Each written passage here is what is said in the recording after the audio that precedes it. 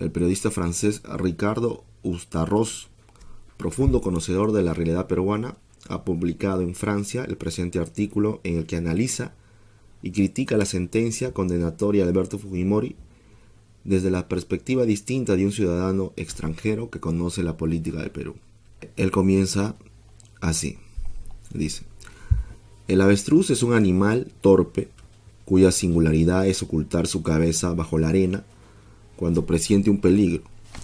Convencido de que lo que no se ve no existe, esta imagen se me viene a la mente inevitablemente cuando pienso en los 3 jueces que han condenado el pasado 7 de abril a 25 años de prisión al expresidente peruano Alberto Fujimori por responsabilidad indirecta en 2 matanzas perpetradas en 1991 y 1992 por una banda de sicarios que mató en total a 25 personas.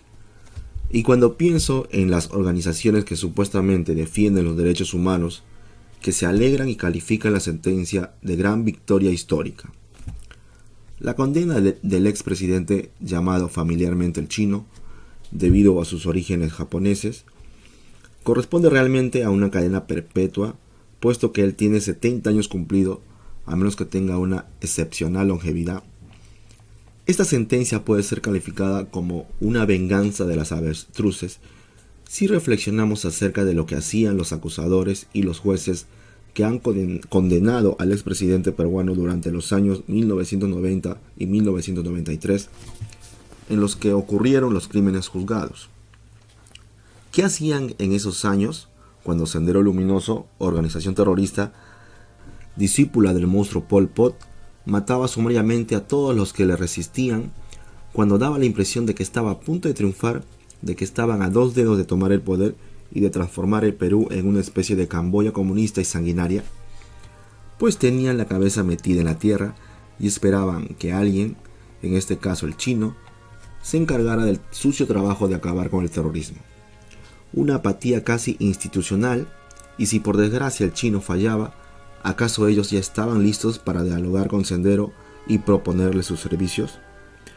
Rumores recurrentes, pero por el momento imposible de comprobar, permiten pensar que ellos anticiparon una posible victoria de Sendero Luminoso y buscaron entrar en contacto con esa banda terrorista. Si esto es verdad, la historia revelará la identidad de aquellos cobardes que hoy se presentan como heraldos universales de los derechos humanos, pobres derechos humanos. Si los padres de los derechos humanos supieran el uso oportunista y falso que se hace de ellos en Perú, se sobresaltarían en sus tumbas. El más representativo de esa pusilanimidad, que se puede calificar en buena medida de institucional, pues se extendió en las altas esferas de la sociedad: magistrados, universitarios, políticos, empresarios, directores de diarios, etc. Es sin duda alguna el presidente de la ex Comisión de la Verdad y Reconciliación, CBR, Salomón Lerner. Un día este filósofo admitió que en esa época él no había tomado conciencia de la amplitud de la violencia y de las besañas de Sendero Luminoso porque estaba muy ocupado en sus trabajos universitarios. Sus trabajos de ese entonces, como lo que siguieron después, eran de tal importancia que nadie los conoce y por lo tanto nadie está en condiciones de acordarse de ellos, incluso entre sus colegas más cercanos. Esto me recuerda a algunos intelectuales franceses que durante la ocupación nazi practicaron la colaboración tranquila y siguieron publicando, filmando, cantando, y que, cuando llegó la liberación, aparecieron como miembros de la resistencia de la hora 25. No hay vergüenza de ser cobarde, pero que no se juegue a ser un héroe cuando el peligro ha desaparecido. Hoy en día, esa Comisión de la Verdad y Reconciliación, cuyo informe es a menudo un tejido de alegaciones increíbles o aproximativas y que no responde a ningún criterio científico, pretende distribuir buenos y malos puntos, como si la lucha contra el terrorismo, pues había en Perú un terrorismo, el de Sendero Luminoso, hubiera sido un juego mundano de sociedad. La Comisión de la Verdad y Reconciliación, que en esos años de violencia dejaron 70.000 víctimas entre muertos y desaparecidos, cifra superior a las pérdidas norteamericanas en Vietnam, Al mismo tiempo, esa comisión dice implícitamente que el conflicto peruano fue de media a alta intensidad. ¡Qué absurdo! Es verdad que algunos de esos comisionados tuvieron una relación turbia con Sendero. La izquierda peruana pagó duro su ambigüedad, su negativa a condenar firmemente a los asesinos de Sendero Luminoso, ya que este era una organización de asesinos en serie, sin escrúpulos, sin remordimiento. La izquierda peruana no obtuvo en las últimas elecciones de 2006 sino un 1% de los votos. Los electores la juzgaron. Estos mismos electores estiman en un 60% que Fujimori fue el mejor presidente que el país ha tenido en su historia. La única cuestión que vale la pena. Como residente en Lima desde hace 10 años y periodista de la agencia AFP francesa, entrevisté a Fujimori en 5 ocasiones, incluso una entrevista en Tokio, cuando él estaba exiliado, poco después de su caída en el 2000. A causa de una conspiración que, como distintos índices lo sugieren, habría sido urdida por Bill Clinton y Madeleine Albright, la entonces secretaria de Estado. Lo entrevisté de nuevo en Santiago de Chile, poco antes de su extradición. Durante los 15 meses que duró el proceso de Fujimori, yo asistí prácticamente a todas las audiencias, 161 en total, falté a lo sumo a una decena, que no eran además esenciales. Puedo decir que conozco el expediente y también alegar una experiencia profesional de 40 años en el periodismo, experiencia que me enseñó a saber lo que es un hecho, una prueba, un índice, una alegación, una suposición, una deducción, una especulación, un conjunto de conceptos elementales que los 3 jueces obviamente ignoran, lo que lanza una duda sobre su competencia jurídica y sobre su imparcialidad. En fin, puedo añadir que ideológicamente todo me separa de Fujimori, siendo él un hombre de derecha y yo más bien de izquierda, pero no una izquierda de salón como lo prueban mis compromisos pasados y presentes y la historia de mi familia. Por adelantado, le niego a quien sea tener la menor autoridad para impugnar mi pertenencia a la izquierda, pues en la izquierda no hay un papa que fije el dogma. En sus considerados, el tribunal no respondió a la única cuestión central del proceso.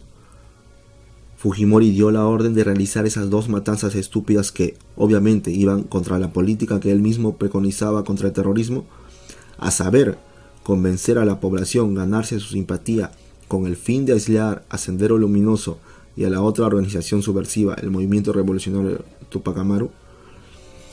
A falta de pruebas, la parte civil y el fiscal cambiaron, puedo decirlo sin ironía, su fusil de hombro durante el proceso. Al principio decían que Fujimori era el jefe del escuadrón de la muerte, del grupo llamado Colina. Colina es el nombre de un funcionario asesinado por el Sendero Luminoso, que realizó esos asesinatos y que él había dado la orden directa de esos crímenes. Como no pudieron probar esta alegación, entonces inventaron la tesis de que Fujimori es culpable porque él era el jefe de Estado. Basándose en una cadena de suposiciones, dijeron que él había transformado el Estado en una organización criminal con el fin de implementar una guerra sucia contra el terrorismo. Por lo tanto, siendo el inspirador de esas estrategias ocultas de guerra sucia, disimulada en los pliegues de una guerra limpia, él era el autor indirecto de esos asesinatos. Como nada prueba esa otra alegación, repito, es una simple alegación. Los jueces hicieron una pirueta de gimnasia jurídica que tiene mucho realismo mágico, amontonaron hechos sin relación evidente, rasparon aquí y allá entre cerca de 500 documentos de índices vagos con el único objetivo de construir una culpabilidad que parece muy hipotética. Los jueces demostraron tener una maquiavélica imaginación literaria. Al final, consideraron que Fujimori es culpable por omisión, lo que quiere decir que, sabiendo que esas matanzas se preparaban, él no hizo nada para impedirlas. ¿Y qué prueba hay de que él sabía? El hecho de que en su calidad de jefe de las Fuerzas Armadas y de la policía, él debía saberlo. Los expertos jurídicos apreciarán la pertinencia, digo bien, pertinencia, no inteligencia del argumento. Lo digo sin temor alguno. Es grotesco, individuo sin importancia. Aceptemos, desde un punto de vista puramente hipotético, que los considerados de los jueces sean fundados. ¿Cómo entonces puede uno explicar por qué Fujimori habría autorizado o, lo que es peor, dado la orden de matar 25 personas sin importancia alguna que no eran ni siquiera dirigentes terroristas de segunda o de tercera clase? Esas matanzas tenían un inconveniente principal para Fujimori. Le quitaban credibilidad a su política oficial proclamada y practicada de guerra limpia. Por una parte, él tendía la mano y por la otra él habría apuñalado. Uno puede creer que la gente es imbécil hasta que llega el momento en que ésta se da cuenta de que ha sido engañada. Aceptemos incluso que esa política de guerra sucia era cierta. ¿Puede alguien imaginar que un presidente de la República, incluso de un país pequeño como Perú, admite dar la orden de ejecutar a individuos sin importancia y sin ningún peso político o estratégico, como habría podido ser, por el contrario, la liquidación física de Abimael Guzmán, el jefe alucinado de Sendero, un tipo mesiánico hasta los forros? Ahora bien, todos los jefes terroristas, incluso Guzmán, fueron detenidos y están purgando penas. El llamado presidente Gonzalo tuvo durante años como vecina de celda a su compañera Elena Iparraguirre. Ellos pasaban juntos todo el día. Bonito ejemplo de la crueldad de Estado promovido por Fujimori. ¿Fujimori está loco o era un asesino en serie? Si eso es así, ¿qué era lo que él buscaba? ¿Satisfacer sus instintos de asesino? ¿Impresionar al gallinero? Desde un punto de vista político, esas matanzas eran completamente improductivas. Fujimori tiene defectos desde luego, pero no se lo puede acusar de carecer de inteligencia. Por otra parte, el colmo es que el tribunal no le reconoció a Fujimori ninguna circunstancia atenuante. Es decir, Fujimori actuó fuera del tiempo y del espacio. En esa época, Perú no estaba acaso al fondo del abismo y en pleno caos, gracias a la herencia que le había dejado Alan García, de nuevo presidente del Perú, a pesar de su desastrosa e irresponsable gestión en su primer mandato. ¿Acaso los atentados terroristas, los coches bombas, no eran a diarios? ¿Los cortes de electricidad causados por los sabotajes a las torres de alta tensión no eran permanentes? ¿Acaso se podía salir de noche? ¿Alguien sabía si volvería a ver a sus seres queridos al final de la jornada de trabajo? ¿La inflación no era delirante? ¿La escasez de los productos de primera necesidad no era permanente? ¿No se destruía el aparato productivo? ¿Perú no estaba al margen de las naciones y tampoco tenía derecho al crédito externo? No, nada de esto existió según los jueces. Fujimori era un extraterrestre, un tipo sediento de sangre, una especie de Drácula. Las capas populares, las que tuvieron que sufrir más la salvajada de Sendero Luminoso, reconocen en una amplia mayoría que él fue quien salvó al país, que él fue quien le permitió a la gente encontrar una vida normal. Si se puede hablar de vida normal en un país tan pobre como el Perú, todo eso para los jueces, ¿qué hacían ellos en esa época?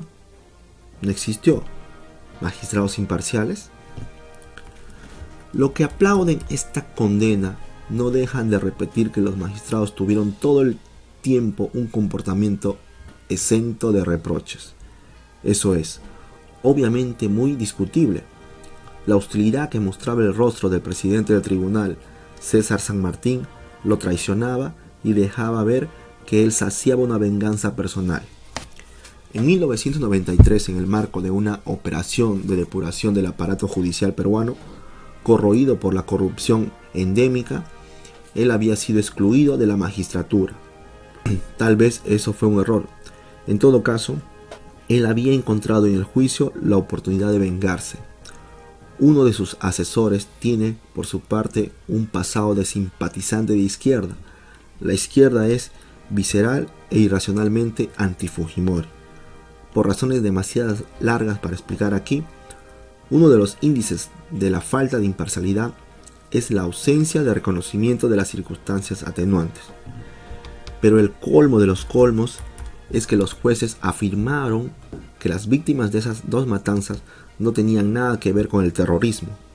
Entonces, ese considerado significa implícitamente que Fujimori perpetró asesinatos gratuitos que ni siquiera se inscribían en la estrategia de guerra sucia que ellos mismos le reprochan.